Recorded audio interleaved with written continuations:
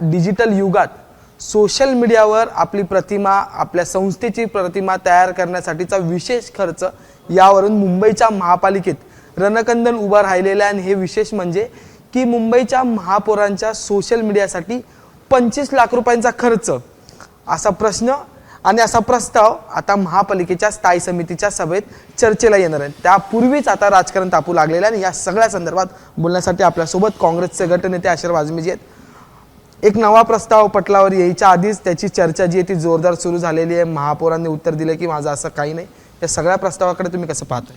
नाही बघा, जर हे प्रस्ताव कोणी आणला नाही तर आला कसा, हे प्रश्न आहे। आणि ह्या प्रश्नामध्ये आमचं असं म्हणणं आहे की एकदा मुख्यमंत्री असं म्हणतात की महानगरपालिकाचे एक पैसे मुंबईकरांवर जे हे खर्च व्हायला पाहिजे आणि एकाकडे आपण आपल्या सुविधासाठी बंगल्याची कामं, इनोवा गाड्याची बाते आणि आता नवीन ते प्रकरणं काढतात आणि त्यामध्ये मुंबईकरांचे टॅक्सचे जे पैसे आहे ते आपल्या स्वतःचे कामासाठी जे इस्तेमाल करण्याची गोष्ट आहे ते खरोखर खूप वाईट आहे।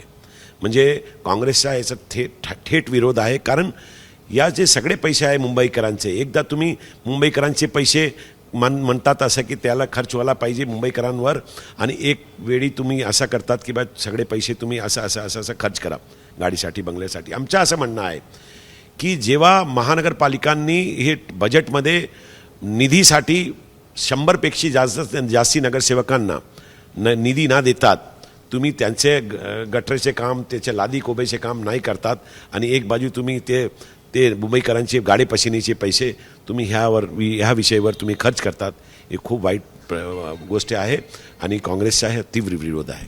मुंबई महापालिका प्रशासनाच्या सोशल मीडियावर इमेज क्रिएट करण्यासाठी किंवा महापालिकेची कामे सोशल मीडियावर दाखवण्यासाठी साधारण वर्षाला 2 ते 2.5 कोटी खर्चाचा प्रस्ताव आहे। हा प्रस्ताव किंवा हा निधी किंवा हा खर्च हे कंत्राट असताना पुन्हा एकदा नवीन मेयरच्या महापौरांच्या नावाने एक 25 लाखांचा प्रस्ताव येतो आणि आता महापौर त्याच्यावर म्हणतात आहेत की मी असं काही म्हटलं नव्हतं, फक्त माझं नाव टाकण्यात आलेलं। या सगळ्या उत्तराकडे तुम्ही कसं बघा? असं कसं कोणी नाव टाकू शकते? महापौरांचं नाव टाकण्याची हिंमत कोणाची आहे आणि त्याला बदनाम करण्याची हिंमत कोणाला आहे? जर पत्र दिलं तर दिला। आणि आमचं असं म्हणणं आहे प्रशासनाला, आमची सूचना आहे की बघा, तुम्ही जे म्हणतात की सोशल मीडियाच्या माध्यमातून तुम्ही मुंबई महानगरपालिकाच्या कामाची पब्लिसिटी करतात असं म्हणतात। या बघू आमच्या 100 नगरसेवकांच्या एरियामध्ये या तुम्ही बघा गलीज बस्तीची परिस्थिती काय आहे, त्याच्याकडे पाणी पुरवठ्याची परिस्थिती काय आहे, त्याची शाळांची परिस्थिती काय आहे, त्यामध्ये जे आपले हिंदू हृदय सम्राट बाळासाहेब ठाकरे जे दवाखाने आहे त्यांची परिस्थिती काय आहे, आणि त्याच्यानंतर महानगरपालिकाचे हॉस्पिटलमध्ये आपली जे औषध आहे त्याची परिस्थिती काय आहे, हे बघा तुम्ही। त्याच्यानंतर तुम्ही सांगा मुंबईकरांना तुम्ही काय दाखवतात, कुठले तुम्ही पब्लिसिटी करतात, ह्या पब्लिसिटीमध्ये कशाला पैसे खर्च करतात? तुमचं काम बोलणार ना, तू काम बोलू द्या। पैसे खर्च करून तुम्ही मुंबईकरांचे पैसे खर्च करून मुंबईकरांना वंचित ठेवतात त्याचे सगळे सुविधासाठी, आणि तुम्ही एकदा म्हणतात की आम्ही पैसे खर्च आमच्या काँग्रेस पक्षाच्या सोशल मीडियाच्या कामं असे महानगरपालिकाच्या असू देव किंवा महापौरांच्या असू देव, काँग्रेसचा विरोध आहे। ह्यामध्ये पैसे खर्च करू नका, कारण 100पेक्षा जादा नगरसेवकांकडे विकास निधी नाही आहे आणि त्यांचे लोक, ते मराठी माणूस किंवा मुंबईकर, ते खूप त्रासमध्ये आहे। खरं तर मराठी माणूस हा मुद्दा उपस्थित केलेला आहे। काल मंगळवारी साधारणतः 10 तास महापालिकेचं 10 तासाहून अधिकचा वेळ महापालिकेचं सभागृह चाललं। 3 विशेष प्रस्ताव झाले आणि त्या तिन्ही प्रस्तावांमध्ये तुम्ही चर्चा केली। महत्त्वाचा मुद्दा म्हणजे नेव्हल डिसूजा मैदानाला तुम्ही विरोध केला, तो प्रस्ताव मंजूर झाला। बेसचा प्रस्ताव होता तोही मंजूर झाला, अभय योजना आहे तीही मंजूर झाली। या सगळ्या चर्चा दरम्यान नेमकं झालं काय? काँग्रेसची तुमची भूमिका काय? कारण की प्रस्ताव तर आहेत बेसचे किंवा नेव्हल डिसूजा ग्राउंडचं आरक्षण असेल, हे दोन्ही प्रस्ताव मंजूर झाले नाही। असं आहे की त्यांच्याकडे संख्याबळ आहे, ते संख्याबळवरून ते काय मंजूर किंवा नामंजूर करू शकतात। शेवटीची गोष्ट मुंबईकरांची आहे। मुंबईकर त्या नेव्हल डिसूजा मैदानमध्ये लीगल डेफिनेशन असं आहे की जर तुम्ही रिझर्वेशन एक्झिबिशन सेंटर कन्व्हेन्शन सेंटरच्या जे रिझर्वेशन आहे त्या जर तुम्हाला कुठलीही लँडवर टाकण्याचे आहे तर ते लँडची जे एरिया आहे मिनिमम 5 हेक्टर 5 हेक्टर पाहिजे। आणि हे एकच हेक्टर पण नाही, कारण 8,000 मीटरची जागा आहे, त्यासाठी 50,000 स्क्वेअर मीटरची जागा आपल्याला पाहिजे. म्हणजे टेक्निकली आपण ह्या लँडवर कुठलाही रिझर्वेशन कन्व्हेन्शनल कम एक्झिबिशन सेंटरचा टाकू शकत नाही. आणि वेगळी सेकंड विषय असा आपलं म्हणणं आहे की ज्यावेळी 2015-16मध्ये या डेव्हलपमेंट प्लॅन आराखडाची तयारी होत होती, त्यावेळी ह्या मैदानावर त्यांनी प्लेग्राऊंडचं जे रिझर्वेशन टाकला होता, त्या रिझर्वेशनमध्ये त्याच्यानंतर त्यांनी सजेशन ऑब्जेक्शनसाठी पटलावर ठेवला होता पोर्टलवर की बाबा हे सजेशन आमचं हे असं सजेशन आहे की यावर आपण असं प्लेग्राऊंडचा रिझर्वेशन करत आहोत आणि कुठला ऑब्जेक्शन आहे तर सांगा. म्हाडांनी कुठलाही ऑब्जेक्शन केला नाही. म्हणजे त्यावेळी म्हाडाला या विषयावर ऑब्जेक्शन आक्षेप न होता. इट मीन्स की आता कोणी तर बिहाइंड द कर्टन आहे, पडद्याचे पिछे आहे आणि त्याचे काय तरी असेल तर जसे त्यांनी बाजूची जागा रंगशारदानी विकून ठेवलेली आहे म्हाडाची, विना म्हाडाला जानकारी देऊन त्यांनी विकून ठेवलेली आहे आणि त्याची ईडी मार्फत चौकशी होत आहे, असं कोणी पाठीमागे आहे का, ही प्रश्न मोठा आहे. आणि मुंबईमध्ये 400-500 पेक्षा जास्त जे क्लब आहे, स्पोर्ट्स क्लब फुटबॉलचे, मुंबई फुटबॉल असोसिएशन अंतर्गत जे खेळाडू आहे खेळत आहे, त्यांचे भविष्य खतरात आहे, डेंजरमध्ये आहे. कारण तिथे आता सगळं संपवणार आणि तिथे जे 8 ते 10 हजार प्लेयर आहे ते सगळे रिकामे होऊन जाणार, ते घरी बसणार आणि त्यासाठी मुंबईमध्ये कुठलाही असा दर्जाचा प्लेग्राऊंड नाही. बेसाई प्रस्ताव मंजूर झालाय.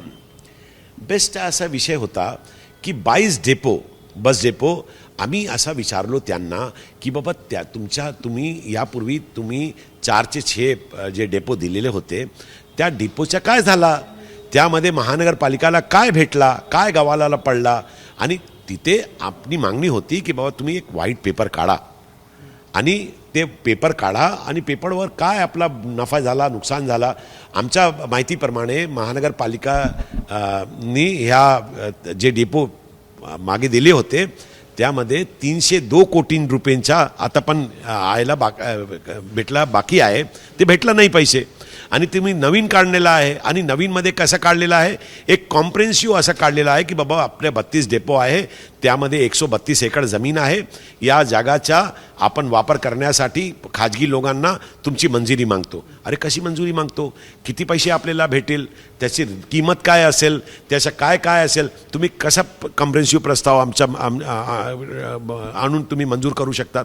त्यामुळे काँग्रेस पक्षाचा असा ठेम हे म्हणणं होता की बाबा याच्यापूर्वी जे आपण दिलेले आहे, याच्यापूर्वी अदानीला आपण 1 महिन्यापूर्वी दिलेले आहे, सगळे घाटेचे सौदे आहे. महानगरपालिकाच्या चे भविष्याच्या जे सगळे जमीन आहे, लँड आहे, हे तुम्ही निजी प्रायव्हेट प्लेयर्सना देत आहो आणि त्यामध्ये पुढे आपल्याला महानगरपालिकाला खूप मोठा नुकसान होत आहे असं आमचं म्हणणं होतं. अगदी शेवटचा प्रश्न आहे. काल सभागृहात चर्चा सुरू असताना थेट अपोजिट पर्सनॅलिटी ॲक्टर असं एक वातावरण पाहायला मिळालं.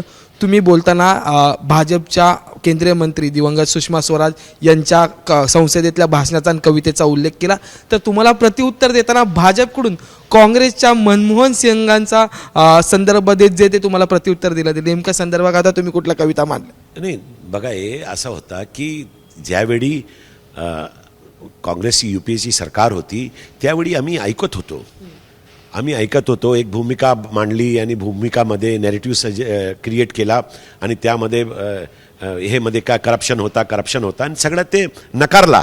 भविष्यामध्ये जे पण निकाल आला त्यांनी सगळ्यांनी नकारला. डॉक्टर मनमोहन सिंग जेव्हा उभे होते तिकडे पार्लिमेंटमध्ये, सुषमा स्वराजनी काही कोलगेट डील किंवा 2G स्पेक्ट्रम असं काय भांडणमध्ये ते विचारलं होतं की तू इधर उधर की ना बात कर, ये बता के काफिला क्यों लुटा. काफिला म्हणजे तुमचा जे कारवा होता, ये काफिला होता, तो तू इधर उधर की ना बात कर, ये बता के काफिला क्यों लुटा, मुझे रहजनों से गिला नहीं, तेरी रहबरी का सवाल है. म्हणजे चोर कोण आहे त्याच्या मला घेणं देणं नाही आहे, तुमची निगराणी आहे, तुम्ही पंतप्रधान आहे, सो तुम्ही काय करत होते, तुमच्या काय भूमिका होती हे तुम्ही मांडा, असा होता. आम्हाला पण असंच म्हणणं आहे की बाबा जेव्हा हे सगळे देत आहे, आणि मी आणखीन एक कोट केला होता अटलजीचा, आणि मी त्याच्या समोर क्षमा पण मागितली की बाबा तुमच्यासाठी नाही आहे, मी फक्त कोट करत आहे. काय कोट का? काय कोड होता असा, अटल जी चा कि जब पहरा देने वाला कुत्ता किसी चोर को देखकर भूकना बंद कर दे तो इसका मतलब यह है कि वो चोर को पहचानता है, असं त्यांचं म्हणणं होतं. आमच्या हे त्यामध्ये आमचं असं म्हणणं होता की बाबा हे कोणासाठी त्यावेळी केले सांगितले होते त्यांनी, काहीतरी भ्रष्टाचार होता काहीतरी होता. तर आम्ही ह्या पार्श्वभूमीवर आम्ही पण सांगत आहोत की बाबा जर कुणी गप असेल तर काय आहे, तुमची भूमिका मांडा. म्हणजे तुम्ही कशासाठी ते सगळी जागा देत आहे, तुम्ही कशासाठी ते सगळं देत आहे, यामध्ये आमचा हे आहे ते आम्ही माझी पर्सनल काय भूमिका नव्हती, फक्त ते अपोजिशनमध्ये होते आणि त्यांनी जे सांगितलं होता ते आम्ही मुद्दे मांडलो तिकडे, कोणासाठी नाही. आणि सॉरी टू से कोणासाठी नाही, पण आम्ही भूमिका मांडली. एवढे मोठे ज्येष्ठ भारताचे आणि आंतरराष्ट्रीय दर्जाचे जे नेते होते आमचे भारताचे, अटल बिहारी वाजपेयी, त्याच्यासाठी आम्ही ते बोलले, आम्ही पण परत बोललो. त्याच्यानंतर काय उत्तर भेटला नाही आम्हाला. आमचं असं म्हणणं आहे की जे जागा आहे आपली, या जागावर मुंबईकरांचा आक्षेप आहे, आमचा आक्षेप आहे. आज तुम्ही ट्विटवर ट्रेंडिंग बघा, तुम्ही विकून टाकली का, म्हणजे आपण लीजवर देत आहे. लीजवर देऊन तुम्ही जे सगळं करतात ना, यामध्ये लीजवर देऊन आपण जमीन जागा परत भेटू आपल्याला भेटू शकत नाही. आणि मी उदाहरण दिलं होतं सेंचुरी मिलची की 1927मध्ये अंग्रेजांचे कार्यकालमध्ये महानगरपालिकांनी ते जागा दिली होती आणि 1956मध्ये 28 साल नंतर ते जागाची जे ॲग्रीमेंट होते ते करार संपले होते. आणि त्याच्यानंतर 2026 म्हणजे 70 वर्ष झाले हे जागा परत घ्यायला महानगरपालिकांनी करोडो रुपये न्यायपालिकामध्ये टाकले. आणि त्याच्यानंतर हायकोर्टमध्ये आपण पळालो आणि महानगरपालिकांनी सुप्रीम कोर्टमध्ये ते जिंकला आणि त्याच्यानंतर ही जागा आपल्या ताब्यात आली. मग ह्या जागा सगळ्यांना देऊन आपण त्यांना बसवणार, महानगरपालिकेचं नुकसान पण होणार, मुंबईकरांना काही भेटणार नाही आणि त्याच्यानंतर जे होणार ते खूप वाईट परिस्थिती होणार.